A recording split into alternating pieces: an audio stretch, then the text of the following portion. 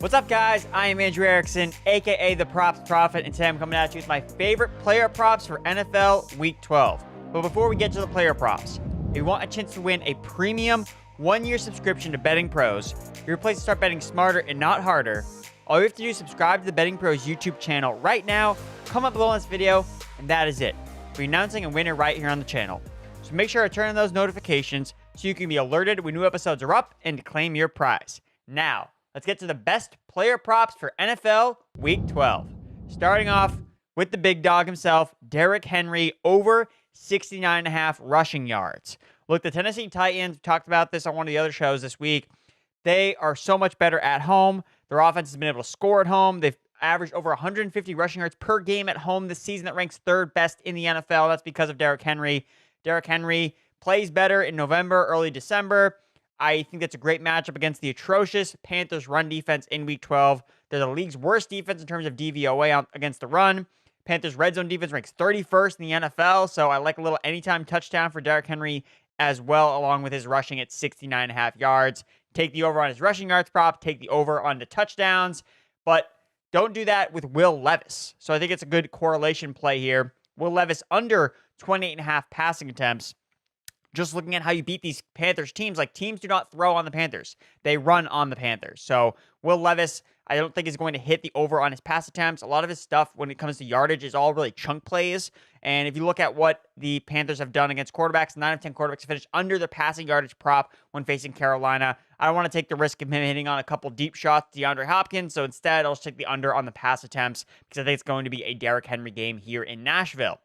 Next matchup, David Njoku over 38.5 receiving yards. I absolutely love this one here. Look, Njoku has been Dorian Thompson-Robinson's favorite target in the 2 starts that DTR has played. Last week, Njoku was heavily targeted, caught 7 balls for 56 yards on 15 targets, 37% target share. Again, in the rookie's 2 starts, Njoku has a 28% target share, 22 total targets, 13 catches, and 102 receiving yards. So aside from being a must-start in fantasy football against the Denver Broncos, look, they're bleeding production to tight ends this season. Most catches allowed to tight ends this season, most fantasy points, 4th in catch rate, 1st in receiving yards, 72 per game. So I absolutely love David Njoku in this spot. I also think that he's got good touchdown odds as well, plus 400 for an anytime touchdown for David Njoku.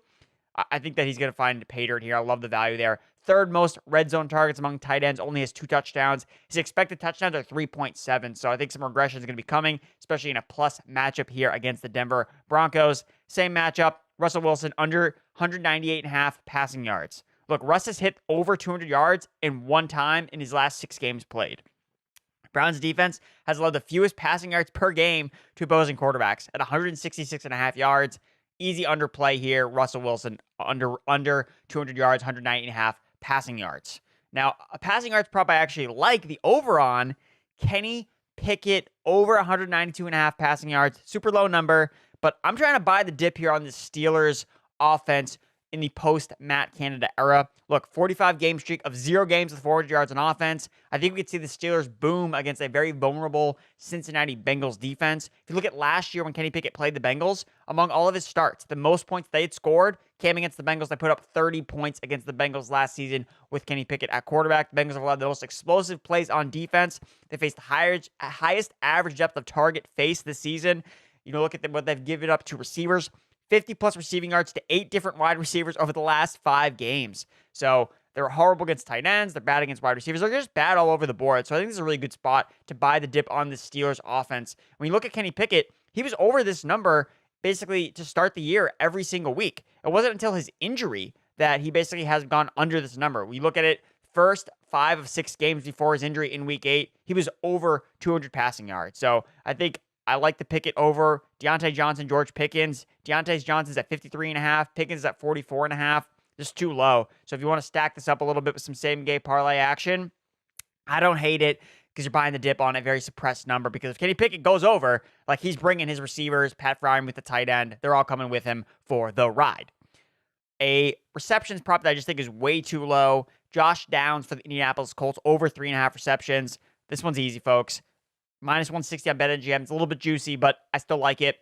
Over the last 2 weeks, he's been under this number, but he's been battling a knee injury. Weeks 2 through 8, He was over this prop in 6 of 7 games played. So coming out of the bye week, should be healthy. It's a great matchup against the Buccaneers. Pass funnel defense. I think Josh Downs flies over 3.5 receptions. So I'm going to be taking that. An under that I really like, Tyler Algier under 42.5 rushing yards for the Atlanta Falcons running back. Look, when we last saw Algier play, he had 31 rushing yards on just 9 carries, saw 4 red zone carries before the Falcons bye week, but he actually played the lowest snap share of the season at 27%.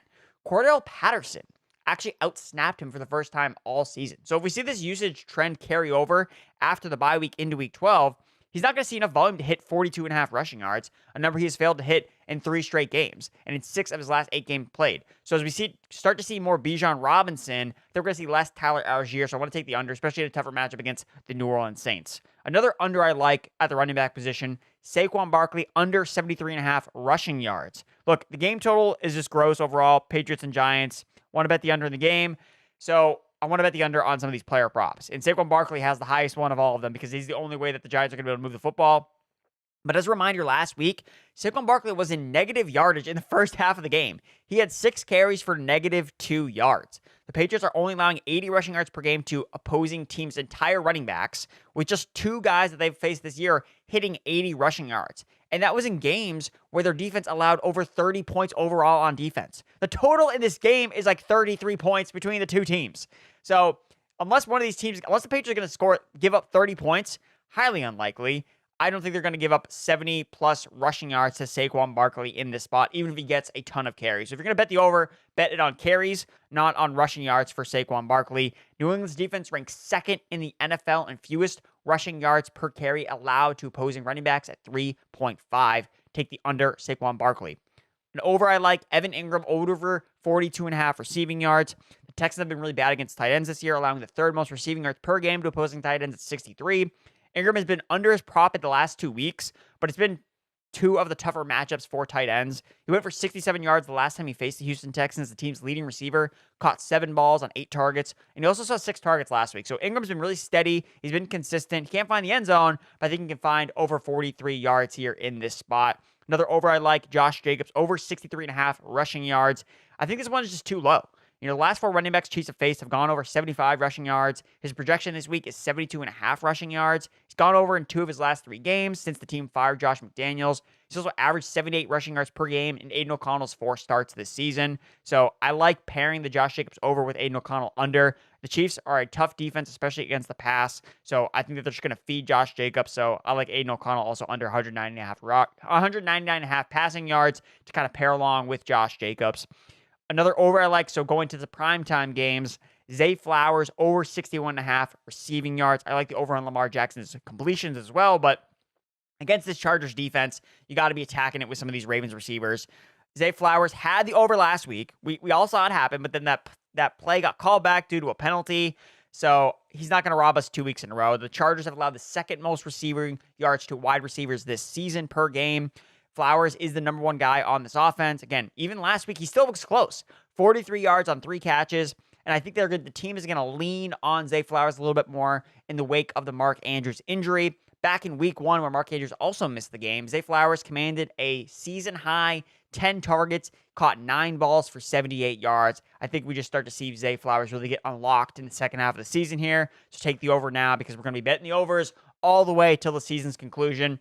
And last but not least, well, maybe least for me, if you've been following me, I'm not a biggest fan of this running back. Alexander Madison, under 45.5 rushing yards. The Bears have one of the league's most underrated run defenses. They're allowing just 64 rushing yards per game to opposing running backs at a league low 3.4 yards per carry. Madison was limited to just 44 rushing yards the last time he faced the Bears, and it took him 18 carries to get there. So he was seeing volume, and he couldn't even get it done against the Bears the last time they played him. And now he's starting to split more time with the explosive Ty Chandler. So not only is Madison going to be inefficient like he's been inefficient all year long, I don't know if he's going to get the volume needed to get over this number here, especially when they prefer Ty Chandler a lot more than they have with Cam Akers. So Alexander Madison under 45.5 rushing yards is my final prop bet for NFL Week 12. And that's going to tie a bow on my favorite bets for the NFL Week 12 slate. If you enjoyed this video, be sure to give it a like, subscribe, share with all your friends, and be sure to follow me over on the Betting Pros app where you can check out all my bets. You can tail them, you can fade them, you do whatever you feel is right. But again, before you go, if you want a chance to win a premium 1-year subscription to Betting Pros, your place to start betting smarter and not harder. All you have to do is subscribe to the Betting Pros YouTube channel right now, comment below on this video, and that is it. I'm announcing a winner right here on the channel. So make sure to turn on those notifications so you can be alerted when new episodes are up and to claim your prize. Thanks for watching, and good luck in Week 12.